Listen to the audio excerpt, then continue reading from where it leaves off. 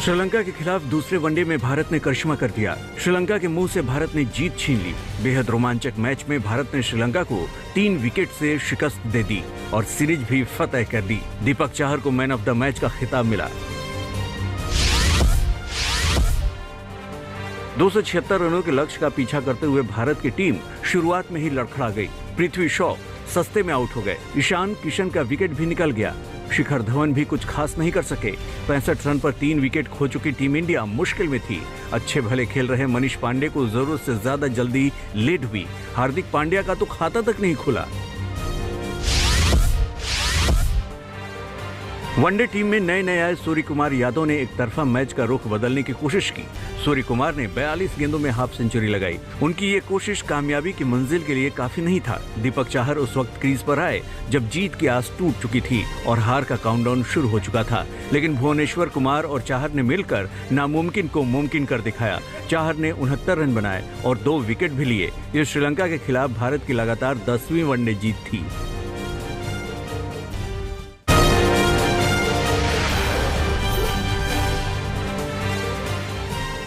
आज मॉनसून सत्र का तीसरा दिन है, जहां एक बार फिर घमासान के आसार हैं। दूसरे दिन भी संसद में जमकर हंगामा हुआ, जिसके बाद दोनों सदनों की कार्यवाही स्थगित करनी पड़ी। कांग्रेस ने एक बार फिर जासूसी विवाद को लेकर सरकार को घेरने की कोशिश की। वहीं शिवसेना ने स्पीकर से मुलाकात कर पूरे मामले की जांच कराने की मांग की। अगर आज किसी और सरकार होती और भारतीय जनता पार्टी विपक्ष में होती तो उनकी क्या भूमिका रहती? पूरे देश में हंगामा खड़ा कर देते, सदन चलने नहीं देते। प्रधानमंत्री, गृह मंत्री की एक जिम्मेदारी है कि देश के सामने आकर सच बताए। फोन टेप कांड में नया ट्विस्ट आ गया। कांग्रेस ने आरोप लगाया कि कर्नाटक में नेताओं की जासूसी करके सरकार गिराने की साजिश रची गई। सुरजेवाला ने मीडिया रिपोर्ट का हवाला देते हुए 2019 में कर्नाटक के नेताओं की जासूसी का आरोप लगाया। वहीं दिल्ली में बीजेपी मुख्यालय के सामने कांग्रेस नेताओं ने प्रदर्शन किया। अभी तक हमने केवल ये देखा था अमुक व्यक्ति की जासूसी हुई, पर अब ये कनेक्शन सामने आ गया है। क्रोनोलॉजी समझिए, जैसा अमित शाह जी कहते हैं। क्रोनोलॉजी ये है कि चुनी हुई सरकारों को खरीद फरोख्त के माध्यम से गिराने के षड्यंत्र में पिगेसस स्पाईवेयर का इस्तेमाल किया गया, ताकि कांग्रेस की कोएलिशन सरकार को कर्नाटक में गिराया जा सके। जासूसी कांड पर विपक्ष के हमलों के बीच बीजेपी ने भी मोर्चा खोल दिया है। यूपी के मुख्यमंत्री योगी आदित्यनाथ ने आरोपों का जवाब देते हुए कहा कि विपक्ष अंतर्राष्ट्रीय साजिश का शिकार है और सरकार पर झूठे आरोप लगा रहा है। योगी आदित्यनाथ ने कहा कि ऐसे तथ्यहीन और झूठे आरोपों से दुनिया में देश की छवि खराब होगी। वहीं महाराष्ट्र के पूर्व सीएम देवेंद्र फडणवीस ने कहा कि जब सरकार अपना जवाब दे चुकी है तो विपक्ष के हंगामे का कोई अर्थ नहीं है। इस प्रकार की एक सनसनीखेज चीजों को परोस करके समाज में एक विषाक्त वातावरण पैदा करने का जो कुत्सित प्रयास हो रहा है, राजनीति के घटते हुए गिरते हुए स्तर को प्रदर्शित करता है। विपक्ष पूरी तरह नकारात्मक भूमिका में के साथ में है। केंद्र सरकार ने राज्यसभा को बताया कि कोविड-19 की दूसरी लहर के दौरान किसी की भी ऑक्सीजन की कमी से मौत नहीं हुई। स्वास्थ्य राज्य मंत्री डॉक्टर भारती प्रवीण कुमार ने विपक्ष के सवाल पर जवाब देते हुए ये जानकारी दी। कांग्रेस सांसद केसी वेणुगोपाल ने कोरोना की दूसरी लहर के दौरान ऑक्सीजन की कमी और अस्पतालों की बदहाली का मुद्दा उठाते हुए सरकार से सवाल किया था। सरकार के बयान पर राहुल गांधी ने तंज किया है। राहुल ने ट्वीट किया कि झूठ बोलने और संवेदनहीनता की सरकार ने सारी सीमाएं लांघ दी हैं। पंजाब कांग्रेस की कमान मिलने के बाद नवजोत सिंह सिद्धू शहर शहर का दौरा कर रहे हैं। कल अमृतसर पहुंचे सिद्धू का कार्यकर्ताओं ने शानदार स्वागत किया और सिद्धू को कंधों पर उठा लिया। अमृतसर से पहले सिद्धू पंजाब के नवां शहर पहुंचे थे।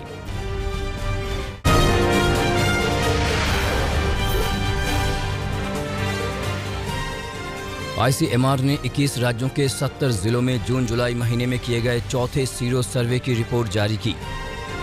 रिपोर्ट के मुताबिक देश की 67% आबादी में एंटीबॉडी डेवलप हुई है, यानी ये आबादी संक्रमित हो चुकी है और वायरस को बेअसर करने के लिए इन लोगों के शरीर में जरूरी एंटीबॉडी डेवलप हो चुकी है। सर्वे में शामिल 6 से 17 साल के आधे से ज्यादा बच्चों में भी एंटीबॉडी पाई गई है। इसका मतलब हुआ है कि दूसरी लहर में संक्रमण ने बच्चों को भी प्रभावित किया है। कोरोना मृतकों के परिवारों को सहायता राशि देने की गाइडलाइंस तय करने के लिए सरकार ने सुप्रीम कोर्ट से 4 हफ्ते का वक्त और मांगा है। केंद्र की तरफ से इसकी अर्जी लगाई गई।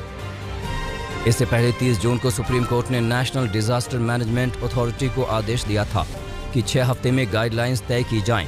सुप्रीम कोर्ट के 30 जून के आदेश से 6 हफ्ते अगस्त के मध्य में पूरे हो रहे थे, लेकिन केंद्र के 4 हफ्ते और समय मांगने से ये सितंबर तक जाएगा। पॉर्न शूट को लेकर राज कुंद्रा की मुश्किलें बढ़ती जा रही हैं। राज कुंद्रा को 23 जुलाई तक के लिए पुलिस कस्टडी में भेजा गया है। पुलिस इस केस में पैसों के लेन देन के बारे में ज्यादा पूछताछ कर सकती है। पुलिस के पास पहले से ही राज और दूसरे लोगों के बीच बातचीत के रिकॉर्ड्स हैं। जांच के दौरान क्राइम ब्रांच को पता चला है कि इस पोर्नोग्राफी रैकेट में यूके की एक फर्म भी शामिल है। इस फर्म के डायरेक्टर प्रदीप बख्शी हैं। क्राइम ब्रांच के सोर्स के मुताबिक राज कुंद्रा यूके के रेजिडेंट प्रदीप बख्शी के साथ काम कर रहे थे। कंटेंट क्रिएशन, इसके पूरे ऑपरेशंस, इसका पूरा account management, piracy related issue, ये सारे के सारे वियान के ऑफिस से मुंबई से ही किए जाते थे। जब ये पूरे डॉक्यूमेंट्री और इलेक्ट्रॉनिक एविडेंसेस हमारे पास आए तो हमने कोर्ट से सर्च वारंट लेके उनके ऑफिसेस कल सर्च किए और इसमें ये सारी चीज़ें हमको मिली, including a few clips were obtained from the computers of their offices. इसीलिए कल रात में राज कुंद्रा और उनके जो आईटी हेड है रायन थॉर्प, उनको कल अरेस्ट किया है। बीजेपी के नेता शुभेंदु अधिकारी एक बार फिर मुश्किलों में घिर गए हैं। बंगाल पुलिस ने बीजेपी नेता के खिलाफ स्वतः संज्ञान लेते हुए केस दर्ज कर लिया है। शुभेंदु पर आपदा प्रबंधन अधिनियम और आधिकारिक गोपनीयता अधिनियम के कई प्रावधानों के तहत मामला दर्ज किया गया है। पुलिस का कहना है कि शुभेंदु अधिकारी ने कोविड-19 गाइडलाइंस के कारण राजनीतिक सभाओं के आयोजन पर रोक लगाने वाले राज्य सरकार के आदेश का उल्लंघन किया है।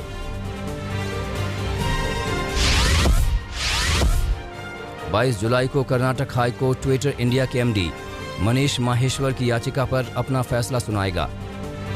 इस याचिका में ट्विटर के एमडी ने यूपी पुलिस के समन नोटिस को चुनौती दी थी।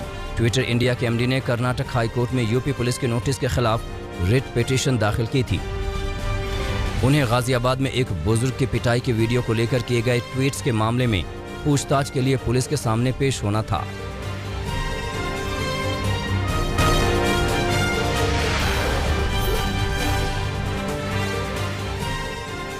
झारखंड के रामगढ़ में एक दारोगा को लोगों ने जमकर पीटा। मामला पतरातू थाना क्षेत्र का है। बताया जा रहा है कि दारोगा अपनी शादीशुदा प्रेमिका से मिलने पहुंचे थे। दारोगा ने तब का समय चुना जब महिला का पति ड्यूटी पर गया हुआ था, लेकिन महिला के साथ दारोगा को घर के सदस्य ने देखा तो शोर मचाया और आसपास के लोगों ने पकड़कर दारोगा की जमकर पिटाई की। पुलिस अब पूरे मामले की तफ्तीश कर रही है। ओडिशा के बालासोर में पुलिस को बड़ी कामयाबी मिली है। पुलिस ने सूचना के आधार पर छापेमारी की तो अवैध शराब की फैक्ट्री मिली। पुलिस ने फैक्ट्री में करीब 75,000 लीटर देसी शराब को नष्ट किया। वहीं पुलिस को 12,000 लीटर जहरीली शराब भी मिली है। पुलिस ने शराब बनाने वाले 2 लोगों को गिरफ्तार किया है। बिहार के मधुबनी में शौचालय साफ करने वाले टैंकर से भारी मात्रा में शराब बरामद हुई है। पुलिस को सूचना मिली थी कि लखनौर थाना क्षेत्र के रुपौली गांव के पास झंझारपुर से मधेपुर जाने वाली मुख्य सड़क के किनारे एक शौचालय टैंकर खड़ा है, जिसमें भारी मात्रा में शराब है। सूचना के आधार पर पुलिस ने छापेमारी करते हुए टैंकर से अलग अलग ब्रांड की 812 लीटर विदेशी शराब जब्त की है। साथ में 2 लोगों को गिरफ्तार किया है।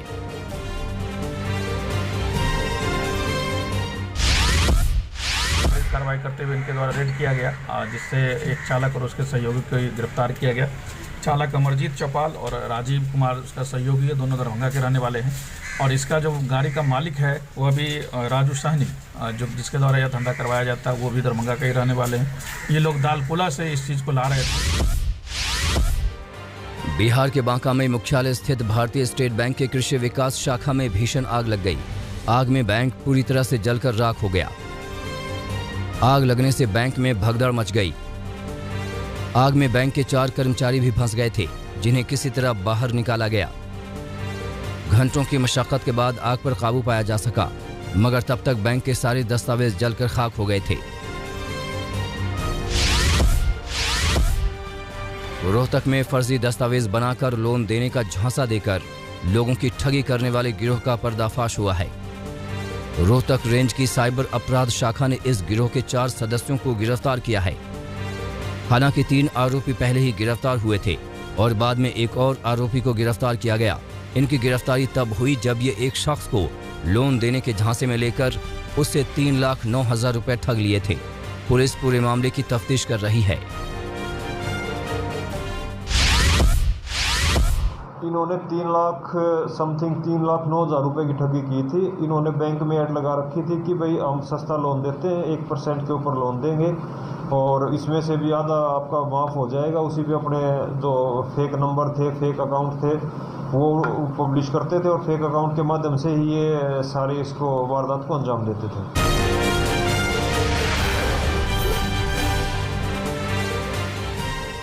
अमेज़न के मालिक जेफ बेजोस ने अपनी स्पेस कंपनी ब्लू ओरिजिन की मदद से सफलतापूर्वक 10 मिनट 20 सेकंड में अंतरिक्ष की सैर पूरी कर ली। वर्जिन ग्रुप के मालिक रिचर्ड ब्रैंसन के बाद वो अंतरिक्ष की यात्रा करने वाले दूसरे अरबपति अमेरिकी बन गए। वेस्ट टेक्सास स्थित ब्लू ओरिजिन के मुख्यालय से उनका रॉकेट अंतरिक्ष की यात्रा के लिए रवाना हुआ।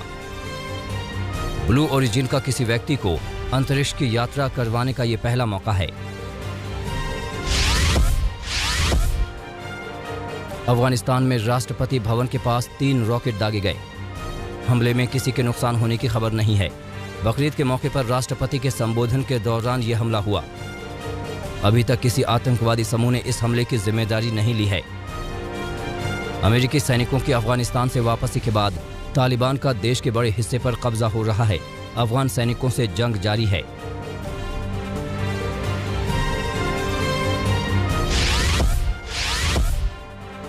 अफवाह फैलाने के आरोप में अमेरिका में रिपब्लिकन सांसद मर्जोरी टेलर का अकाउंट ट्विटर ने अस्थायी तौर पर ब्लॉक कर दिया।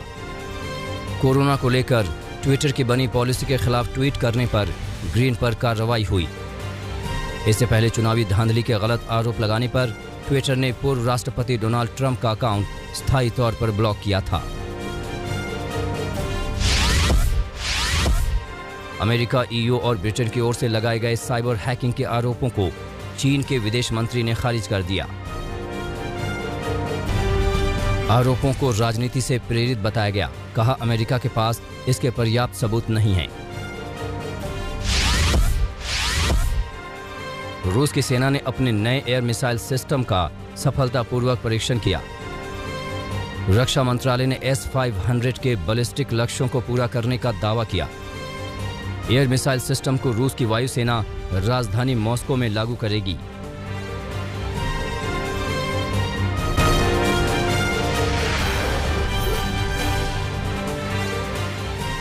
यूरोप के बाढ़ पीड़ितों के लिए बेल्जियम की सांसद पीएम आवास समेत ब्रसेल्स स्थित ईयू मुख्यालय पर झंडे झुकाए गए।